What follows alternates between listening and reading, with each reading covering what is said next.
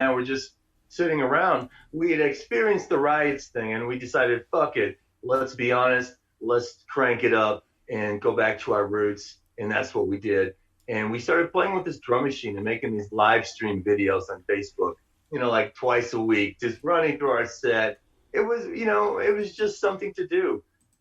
And we started getting all these watchers, and one of the watchers was Todd, man. Todd was sitting around. Well, I'll let Todd tell the story. Go ahead, Todd. All right. I was just going through, I like to watch music videos on Facebook, all kinds of different kinds of music, and I ran across these guys once. I was like, that's cool, and I went past it, and I ran into them again, and after the third time, I think it was the second or the third time I decided they needed a drummer, and I contacted them. And I told them I didn't think they would be disappointed, and I don't think they were. Now, Todd, is your style of drumming, besides being in this band, are you normally a punk rock drummer? You kind of strike me as like a hard rock metal drummer, just by your appearance with your Nirvana shirt on, kind of like grungy, hard rock. Looking at Kat and what is it, Rusty over there? Like you can tell those motherfuckers are punk rock. Like they look like you got a fucking mohawk over there, and Kat's looking all fucking, I don't know, like the way he looks. But then you got Todd, who's like, he likes Nirvana, he probably likes some Metallica, probably listens to Sublime, Rage Against the Machine. That's what you look like. Well, I was brought up in a pretty diverse. My dad was in a doo-wop group when I was growing up, and they sang cool. all the time. And so my music taste is very diverse. As far as drumming goes, I do what the band asks me to do. And this band is one that I felt was really, really good with what I felt like I wanted to do as a drummer. And that is why I came to them. That is one of the main things that drew me to them, was that I thought they fit the style that I played best. I think your guys' music, it's just a three-piece, right? It's the three of you, correct? Yes. Yeah. I think that your music fucking rocks. I personally like it. It's just something that I would want to listen to because I like punk rock, and I listen to a lot, and that's a lot to say because I play a lot of bands on this podcast. And it was really hard for me to get into the punk rock scene. Like, it was like all these metalheads sending me music, metal, death metal. But the punk rock guys are a little bit more standoffish. Kind of like, we don't know yet. But, like, I don't know, man, you're a little too loud for us, bro. But it's like punk rock, we're supposed to be loud, right? Right, absolutely. The thing that sets, everyone has their own interpretation of what punk means. But, for me personally, it's just keeping it real, man. That's all. You just fucking keep it real. And, that's what we try to do. Just be fucking real from the get-go. And that's all it is, That's what we do. One of my favorite songs by you guys is Samurai Son. Like, the music video's cool, and that's Rusty over there laying down on the street, right? With your mohawk. Yeah. And then That's what we found him. Yeah, we're gonna talk about that actually. But first, let's play Samurai Son, and then let's talk about Rusty and what his past is about. How does that sound? Sounds great. Here we go. Samurai Son with the crow wings. You gotta love him.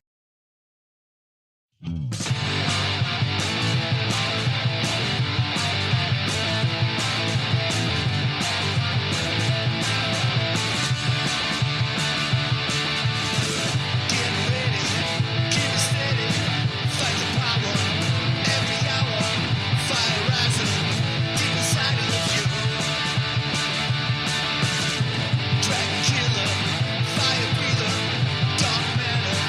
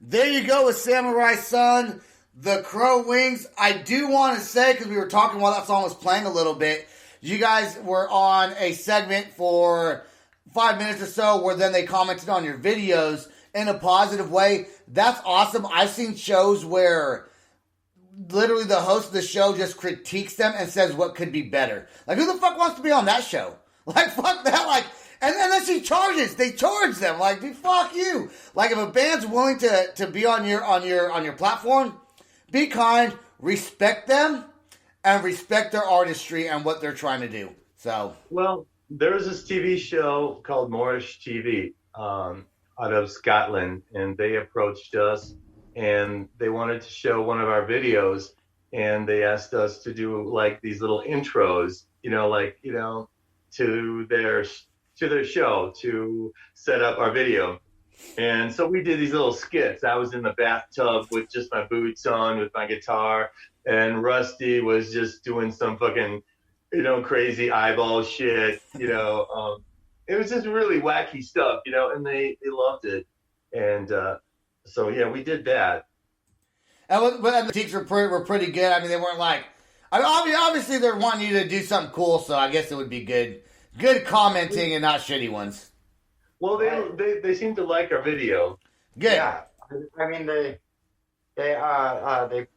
posted. Didn't they post it twice on 2 different episodes, or was it just one? They put it on a couple different episodes, but Samurai Sun was a video where we just went around the city guerrilla style with a fucking video camera, yeah, and just like did a little trespassing and shit, and got some great footage, Oh, I do want to say this video. I want everyone who listens to my podcast, go to the Crow Wings Facebook page, go to their videos. They have one that pops up as the most popular one, which is the next song we're going to play, called Bluebird.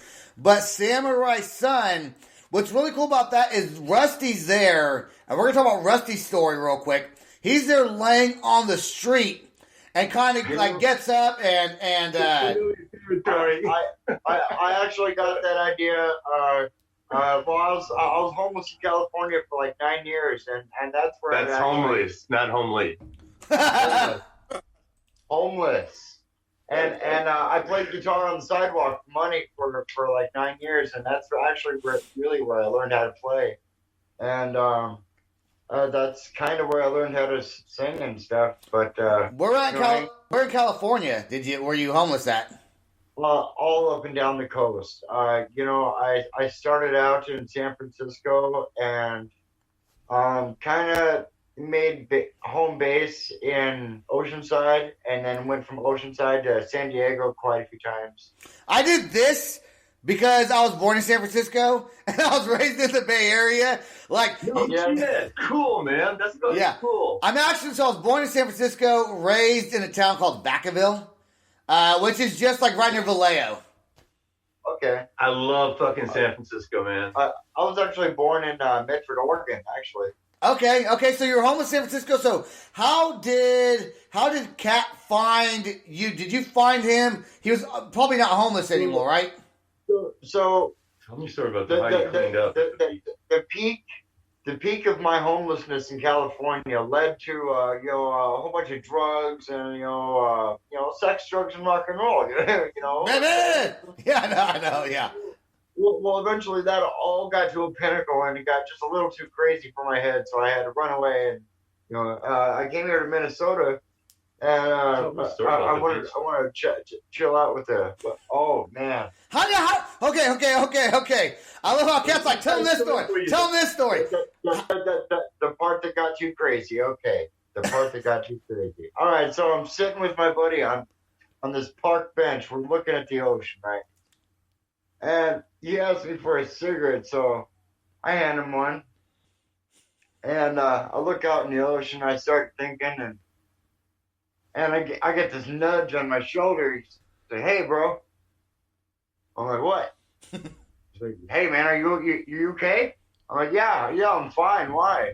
He's like, "Dude, you've been drooling and staring at the ocean for like 6 hours."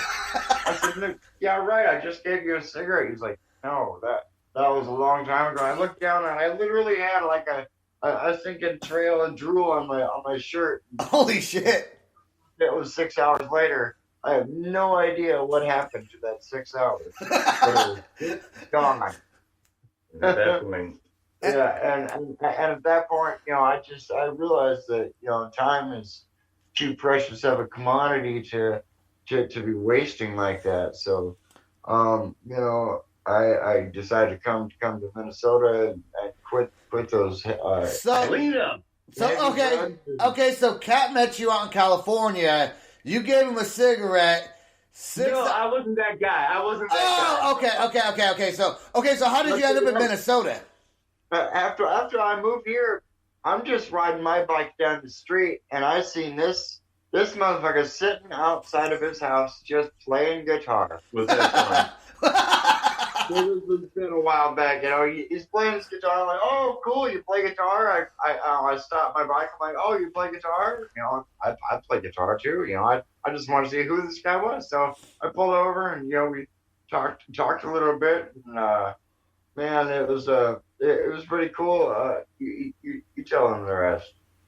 All right, let me tell you the real story. Okay, hey, why don't none of that happened. Why don't we? None of that happened. It's all lies. It's all lies. Let me tell you the real fucking story. So anyway, I was sitting on the porch, on my front porch, playing guitar, and this guy is riding his bike. He's riding his bike across, just in front of my house. He does a 360 on his bike. He comes up to my house. He's like, hey, you play guitar? Bear in mind, this dude looks fucking weird. He's like a fucking, he's just looking like a character. Do I look funny to you? I said, it's a matter of opinion. So I say, yeah, man, I play guitar. Do you play guitar? He's like, yeah, I can play it. I'm like, oh, yeah, sure, right. And so I handed him this fucking guitar, not expecting shit, right? I was just going to be like, what the fuck is this dude? Anyway, he starts whipping out these intricate solos and all this mesmerizing guitaring. And I'm like, okay, that's natural talent. What's your name? What's up, man? And so at that point, I took him seriously because this dude was like playing all these intricate scales. And I was like, oh, okay, you know what the fuck you're doing. And that's how we met, just right on the fucking street. That's a pretty cool story. That is a really cool story. I want to get more into Todd's story and his background in general. But first, I do want to play Bluebird. So why don't we play Bluebird? This is your number one song on your Facebook page, right? Yeah. This fucking shit is like blowing up. And I don't know. It's really weird to have shit just like blow up like it is, but I'm not complaining, man. It's never the song the band wants to get blown up. It's always, I would assume it would have been Samurai's Son, but it's like the fans will take over, and then next thing you know, it's like, dude, I've even had bands that have a song that they don't even like. And they're like, fuck it, the fans love this song, we hate it, but we're gonna, now it's our favorite too, because the fans keep on wanting it. But Bluebird, I'm not saying Bluebird sucks, I fucking love this song too. This is another one of those punk rock songs. All your songs are fucking fantastic, and I said it before, and I said it to you guys off the podcast.